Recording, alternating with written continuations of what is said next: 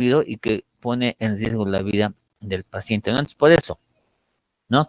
La hemoptisis es un cuadro de urgencia que hay que saberlo manejar en forma rápida, porque pues puede ponerte en riesgo la vida del paciente, justamente porque las arterias bronquiales nacen de la aorta torácica y su presión va a ser similar a la misma, ¿verdad? En cuanto a la etiología, pues la hemoptisis puede ser la primera causa o manifestación de un gran número de enfermedades, ¿no? Cuyo pronóstico y tratamiento son muy diversos. Por ejemplo, una causa frecuente de hemoptisis son las bronquitis, así, las bronquitis agudas, ¿no? Las bronquitis virales, las bronquitis bacterianas, que obviamente, pues, estas enfermedades como una bronquitis simple, pues si bien te produce un poco de hemoptisis, pues no te pone en riesgo la vida del paciente y su pronóstico es bueno, ¿verdad? Una bronquitis, póngale. Ahora, por ahí, si son otras enfermedades, pues ya el pronóstico y el tratamiento es muy diverso. Por ejemplo, en la bronquitis simplemente se da un tratamiento asintomático y puede ir un tratamiento con antibióticos para que pase dicha bronquitis como tal. Y si por ahí la causa de la hemoptisis es un cáncer, ya cambia, ¿verdad? Ese cáncer, según el estadio en el cual esté, pues se verá si se hace tratamiento o no y su pronóstico también ya cambia, ¿no? La bronquitis se va a curar y listo. Y por ahí el cáncer pues, está muy avanzado, lamentablemente no se va a curar y lamentablemente va a tener un pronóstico malo, ¿verdad? Entonces, pues la hemoptisis puede ser la manifestación de un gran número de enfermedades que el pronóstico y el tratamiento son muy diversos, ¿no? Como ahí les he puesto el ejemplo, una bronquitis simplemente antibiótico y va a pasar y listo. En cambio, el cáncer, pues ya eso no se va a curar si está muy avanzado. Y si por ahí se puede hacer un tratamiento para que se cure, digamos, según el estadio, como les explico, va a requerir una cirugía, ¿no? Vean ya un tratamiento más agresivo y más invasivo. Entonces, puede ser manifestación de mucha enfermedad, ¿no? Desde infecciones virales simples, como les dije, una bronquitis, muchas veces también puede ser una faringitis, de otras enfermedades que por ella no son tan leves, pero bueno, también es un síntoma principal, como la tuberculosis, cáncer, bronquitis crónica, bronquiectasias, neumonías, abscesos pulmonares. Vamos a ver después de esto una tabla, un gran número de enfermedades que pueden presentar como un síntoma, o mejor dicho, como un signo, la hemoptisis, ¿no? Es por eso que en la práctica clínica pues es muy importante plantear un diagnóstico diferencial y hacer un correcto diagnóstico etiológico, ¿verdad? Como les había explicado, pues es muy frecuente que los pacientes que tienen una hemorragia digestiva alta te lo mandan para descartar si no es una hemoptisis y pues y por ahí el cuadro simplemente es una hemorragia digestiva alta, ¿no? Y no es nada que ver con hemoptisis. O por ahí al revés, ¿verdad? Por ahí el gastroenterólogo piensa y ve que es una hemorragia digestiva alta y le hace el estudio de la endoscopia y no confirma nada y al final resulta una hemoptisis que pues por ahí pone en riesgo la vida del paciente. Eso es algo por ahí normal o algo frecuente que pasa, ¿no? Muchos pacientes que vienen por el cuadro de hemoptisis ya han pasado previamente por el gastroenterólogo que les ha hecho una serie de estudios, hasta una endoscopia para realmente confirmar si es el sangrado de la vía respiratoria, la vía digestiva, y pues cuando ven que no es sangrado, te mandan para que tú veas, ¿no? El tema de ese sangrado. Entonces es muy importante hacer un buen diagnóstico diferencial y hacer un correcto diagnóstico para un buen tratamiento. Las causas más frecuentes, aquí les menciono, de hemoptisis en nuestro medio son las tuberculosis, ¿no? Ya sea una tuberculosis activa o una secuela de tuberculosis. Si se acuerdan de tuberculosis, hemos hablado de que justamente los pacientes que tienen tuberculosis en forma activa pueden tener esto, y más aún, ¿no? Cuando en forma activa ya tienen la formación de cavernas, ¿no? Las cavernas o cavidades son las que hacen de que ese paciente tenga sangrado. Y muchos de esos pacientes que ya se han curado la tuberculosis y han quedado con una secuela en el pulmón, que justamente es una caverna residual, pues tienen el riesgo de que pueda volver a sangrar, ¿no? Hemos visto de que en la pared de esas cavernas hay unos aneurismas, hay unos vasos que se dilatan, ¿no? Que son unos aneurismas, los cuales van a romperse y van a sangrar, ¿verdad? Entonces, vean, en nuestro medio las causas más frecuentes de hemoptisis es la tuberculosis activa o secuelas de tuberculosis, ya sea cavernas o las mismas bronquiectasias también, que son también secuelas de tuberculosis por tracción, ¿verdad? Cáncer, ¿no? tumores pulmonares también pueden ser causas de hemóptisis, pacientes con bronquitis crónica, las bronquiectasias, como les dije, y también pues las neumonías o abscesos pulmonares pueden tener hemóptisis. O si quieren también aquí agregarle, fíjense, ¿no? El quiste hidratídico también puede manifestarse con signo de hemóptisis, ¿verdad? Entonces, miren, fíjense en esa tabla la infinidad de causas que te pueden producir hemóptisis. Pero yo les había mencionado aquí las más frecuentes en nuestro medio, ¿verdad? Vean, en infecciones, por infecciones por bacterias, ¿no? Tanto aerobias y anaerobias, o sea, las neumonías, virus, ven, hongos y parásitos, ¿no? En caso de virus, justamente lo que ahora está pasando, ¿no? Muchos pacientes que tienen el coronavirus tienen como un signo, tos con expectoración hemoptóica, ¿no? Tienen hemóptisis, hongos, ¿no? Parásitos, la tuberculosis, absceso de pulmón, vean, quiste hidratídico entre las causas de infecciones, ya que afectan el parénquima pulmonar como tal, ¿verdad?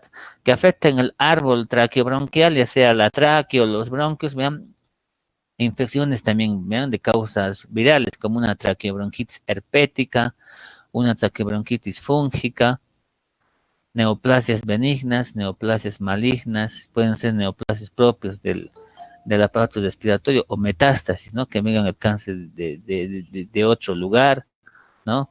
El cáncer de pulmón como tal en el parénquima, vean, y otras causas que no tienen nada que ver también con problemas respiratorios, vean, cardiopatías, ¿no? Cirugías correctivas de cardiopatías congénitas, eh, vasculopatías, fíjense, la circulación pulmonar y bronquial o sistémica, vasculitis necrotizante, TEP, tromboembolismo séptico o simplemente también el tromboembolismo de pulmón, alguna fístula de la vía aérea con arterias sistémicas, ¿no? Esto es grave, ¿no? Esto es mortal, el paciente se muere, ¿no?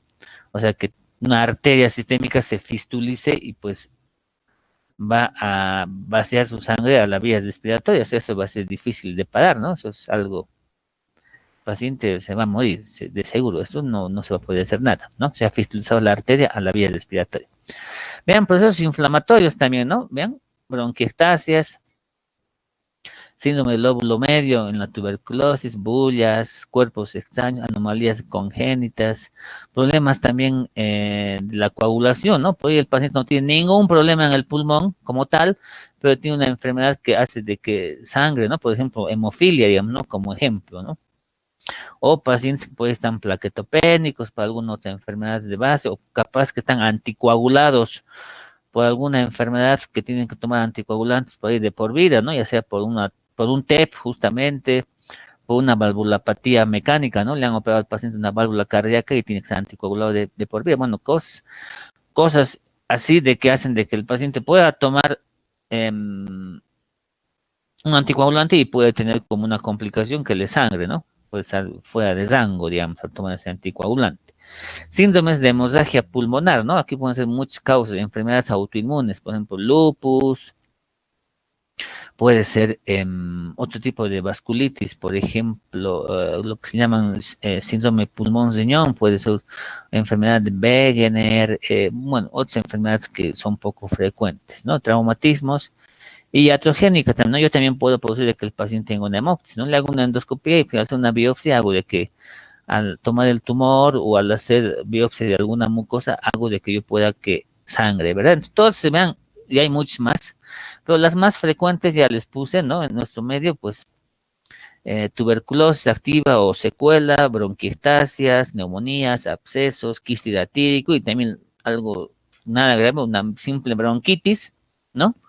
Puede ser de que tú puedas tener un poco de hemoptisis.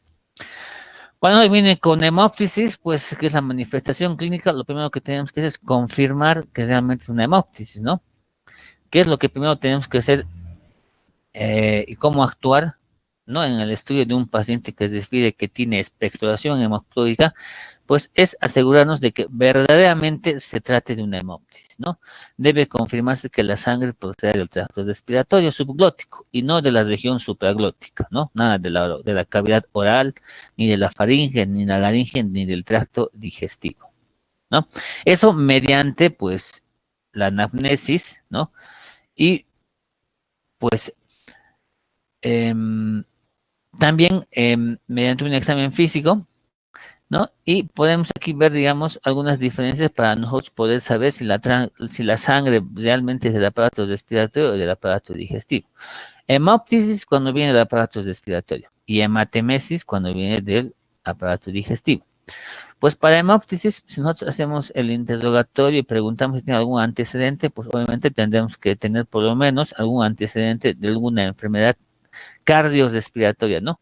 O sea, que tenga algún antecedente de alguna enfermedad respiratoria o de alguna enfermedad cardíaca, ¿no? En la, cuando se trate de hematemesis, obviamente que habrá que tener algún antecedente de la enfermedad gastrointestinal.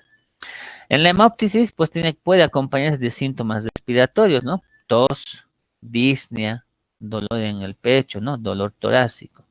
En la hematemesis va a tener náuseas, vómitos y melenas, ¿no? Algo bien frecuente, melenas.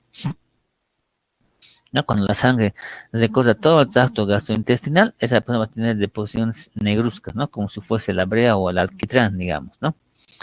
El aspecto de la sangre cuando es hemóptisis es rojo brillante. ¿Vean? Es rojo brillante y espumosa.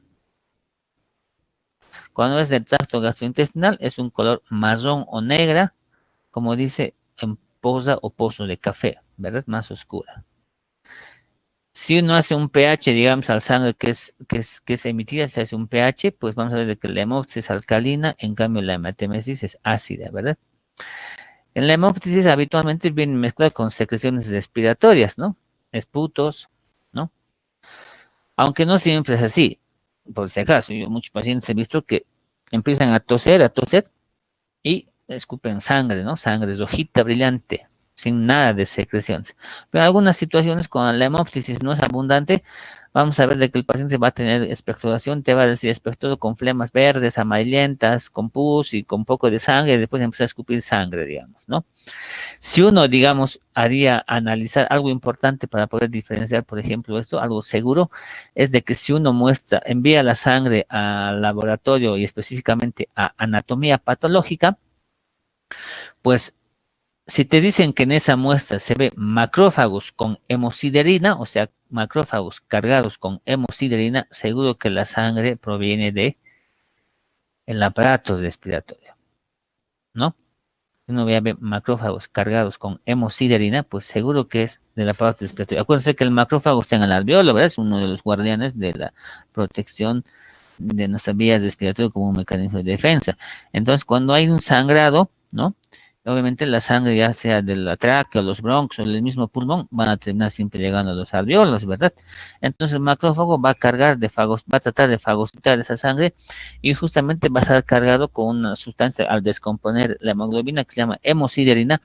Entonces, pues si uno ve macrófagos cargados con hemosiderina, seguro que 100% es la sangre del aparato respiratorio.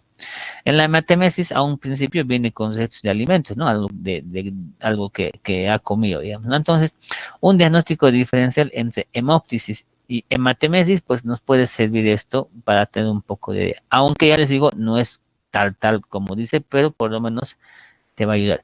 Seguro que la hemóptisis va a tener tos, eso es seguro. El paciente va a toser, va a empezar a toser y cuando tosa, pues va a escupir y va a botar bastante sangre. Entonces, vean, con la ayuda de otros antecedentes, esos síntomas, el aspecto de la sangre, si le haces un pH a la sangre y si tú analizas el material de la sangre, si tienes restos o no tienes, si tienes la presencia de macrófagos de hemosiderina, te ayuda a hacer el diagnóstico diferencial, si la sangre realmente proviene del aparato respiratorio o la vía digestiva, ¿no? Entonces, confirmación de la hemóptisis, ¿no? Luego, una anamnesis y exploración física, ¿no? Una vez confirmado que el sangrado proceda del tracto respiratorio subglótico, debe realizarse la historia clínica y la exploración física, ¿no? Para ayudar y orientar a la etiología inicial y valorar la gravedad de la hemóptisis, ¿no? Es decir, qué medidas diagnósticas y terapéuticas se van a realizar. Entonces, en el primer paso, nosotros como que hemos confirmado que la sangre los antecedentes, los síntomas y etcétera, como que hemos confirmado que si es o no de la parte respiratoria. Una vez que tú con eso ya te lleva a pensar que realmente es el sangrado del aparato respiratorio, entonces tienes que hacer la historia clínica, el examen físico, sobre todo, ¿no? Para poder ver la gravedad de ese paciente, ¿no? que está con hemoptisis requiere un tratamiento o un procedimiento urgente, inmediato ya, e incluso dónde se puede internar, ¿no? Y qué medidas diagnósticas vas a solicitar. Seguro que vas a tener que pedir una radiografía de tórax para empezar, ¿verdad? Para poder ver si hay alguna lesión a nivel del pulmón. Y también tenemos que establecer si ese sangrado es agudo o crónico, ¿no? Pues algunas enfermedades son ya crónicas que pueden producir sangrados en forma recurrente, ¿no? Por ejemplo, las bronquiectasias, ¿no? Hay pacientes que tienen bronquiectasias, sangran 1 o 2 días, ¿no? Te dice, estoy escupiendo un poquito de sangre, dura 2 o 3 días y luego desaparece, ya sea espontáneamente o le das un tratamiento, digamos, para que alivie esa hemoptisis, ¿no? Entonces, después de unos par de meses, otra vez puede tener y así, ¿no? O sea, tienen sangrados recurrentes en pequeña cantidad, pero es una bomba de tiempo, ¿no? Pues capaz el próximo sangrado puede ser un sangrado masivo, importante y que pues compromete la vida del paciente, ¿verdad? Pero bueno, entonces, si es un sangrado agudo o crónico, en el agudo obviamente hay que actuar inmediatamente, hacer todo lo que se debe realizar, y en el crónico, pues por ahí uno puede hacer las cosas con calma, ¿no? Entonces hay que establecer si el sangrado es agudo o crónico. Como ejemplo de crónico, ya les dije bronquiectasias, tuberculosis, bronquitis crónica, ¿no? Que se pueden manifestar como una hemoptisis recurrente. Y como tercer paso, lo más importante, evaluación de la gravedad de la hemoptisis, ¿no? Es imprescindible poder cuantificar qué cantidad de sangre, ¿no?, ha expulsado esa persona que proviene del aparato respiratorio, porque en base a eso hacemos el manejo del diagnóstico y el tratamiento del paciente, ¿no? Básicamente se diferencian dos tipos de hemoptisis, o se clasifican dos tipos de hemoptisis según la cantidad de sangre que expulsa esa persona, ¿no?, en un determinado tiempo, o la cantidad en horas, ¿no? O también si tiene alguna enfermedad de base previa al paciente. Pues se clasificaba antes como masiva y no masiva, pero ya esa definición, por ejemplo, ha cambiado. Ya hace mucho, ¿no? Vean, la CEPAR, que es la Sociedad Española de Neumología y Cirugía del Tórax, ha introducido el término de hemoptisis amenazante y no amenazante. O sea que la hemoptisis amenazante sería equivalente a hemoptisis masiva, y la hemoptisis no amenazante sería equivalente a hemoptisis no masiva. ¿Por qué ha introducido ese término la CEPAR? Justamente para definir una situación en la que existe riesgo inmediato para la vida del enfermo, ¿no? Y este riesgo obliga a tomar medidas urgentes. Entonces, al decir masiva o amenazante, como es el término que se maneja actual, pues está amenazando tu vida, está poniendo en riesgo de forma inmediata la vida de ese paciente, y eso obliga a hacer unas medidas urgentes, sí o sí, ¿no?, para poder controlar la hemoptisis y posteriormente es un tratamiento definitivo, ¿no? ¿Qué factores determinan justamente para que la hemoptisis sea amenazante? Son los siguientes: el volumen de total de sangrado en un determinado periodo de tiempo, ¿no? La amenaza de muerte por hemoptisis es habitualmente secundaria a la posibilidad de asfixia por inundación hemática del árbol traqueobronquial. O sea que el paciente que tiene hemoptisis y es una hemoptisis masiva o amenazante, pues va a fallecer, para que entiendan, va a morirse porque pues se está ahogando, o sea, por hipoxemia, no porque está perdiendo sangre. O sea, la principal causa para que esa persona que tiene hemoptisis fallezca o muera es pues porque se está inundando en su propia sangre, o sea, se está ahogando en su propia sangre. Y eso que te produce a que tenga pues hipoxemia, y eso hace que te mueras, ¿verdad? Entonces, la principal causa es eso, ¿no? La hipoxemia secundaria a la inundación hemática del árbol traqueobronquial. Y en segunda instancia, recién vendrá como causa de que pueda fallecer el sangrado como tal y producirle un shock hipovolémico, ¿no? Por si acaso. O sea que los pacientes con hemoptisis se mueren por la hipoxemia secundaria a la inundación hemática del árbol traqueobronquial. Entonces, entonces, cuanto más sangran, obviamente mayor riesgo de que esa persona vaya inundando el árbol traqueobronquial, ¿verdad? O sea, si el sangrado es importante, pues de ese sector, de ese pulmón, va a invadir el lóbulo de ese mismo pulmón. Luego, una vez que se inunde ese pulmón, va a inundar el pulmón contralateral, ¿verdad? Entonces, Pues un factor que determina que la hemóptisis sea amenazante es el volumen total de sangrado en un determinado periodo de tiempo. Entonces se define como hemóptisis amenazante cuando el sangrado es superior a 600 ml en 24 a 48 horas. O sea, de que una persona va a sangrar 600 ml en 24 hasta 48 horas, ¿no? O sea, de que puede ser de que tenga 600 ml ya a las 10 horas ya es amenazante. Puede ser a las 12, 14, hasta ese plazo, ¿no? Hasta los 2 días puede juntar, ¿no? Ese paciente si va sangrando y cuantificar. Entonces, cuando el sangrado supera 600 ml en ese lapso de un día a 2 días, ya es como hemóptisis masiva, por tanto, como hemóptisis amenazante, según el volumen. También la velocidad, otro punto.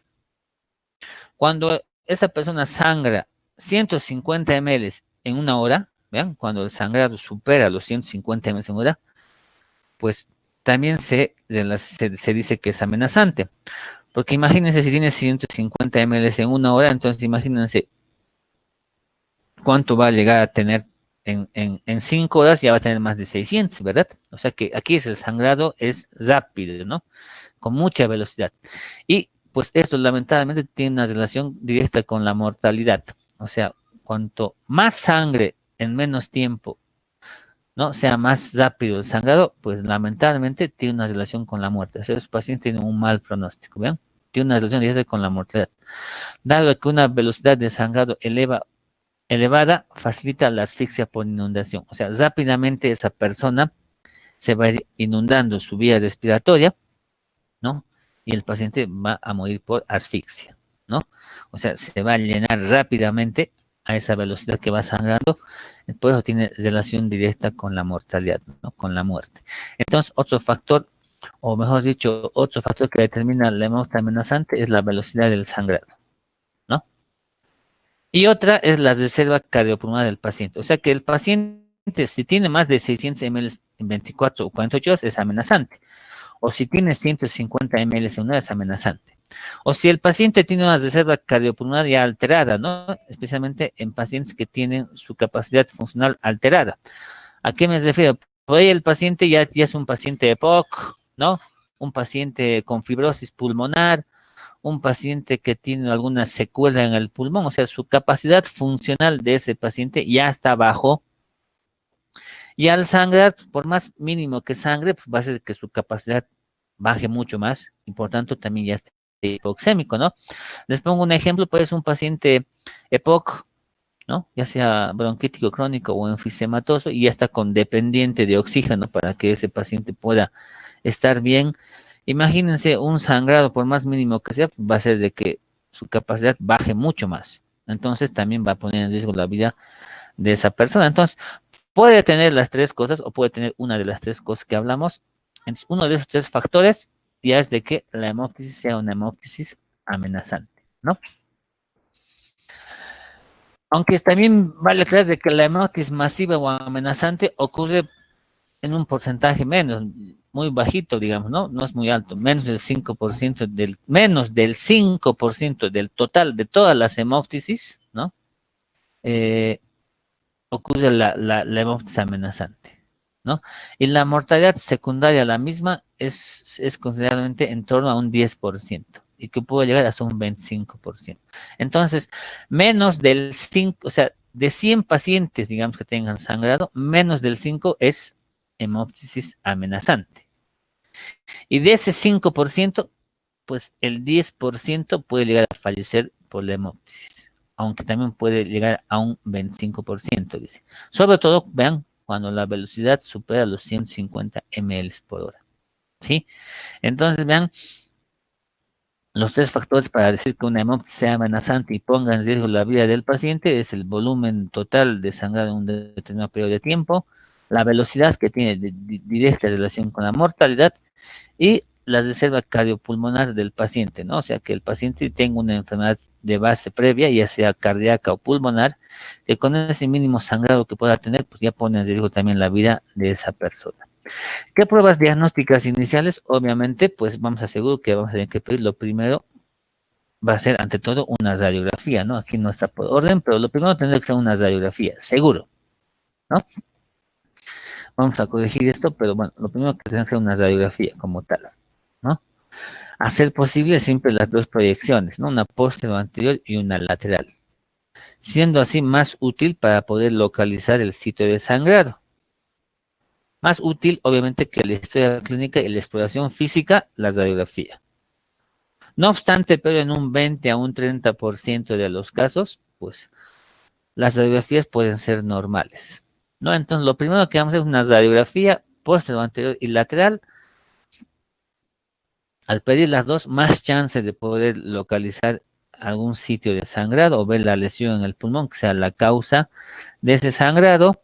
Y se dice de que pues, la radiografía es más útil que la misma historia clínica y que la exploración física, aunque en un 20 o 30% de las radiografías de los pacientes que tienen hemóptisis puede ser normal o no puede verse nada o ninguna alteración.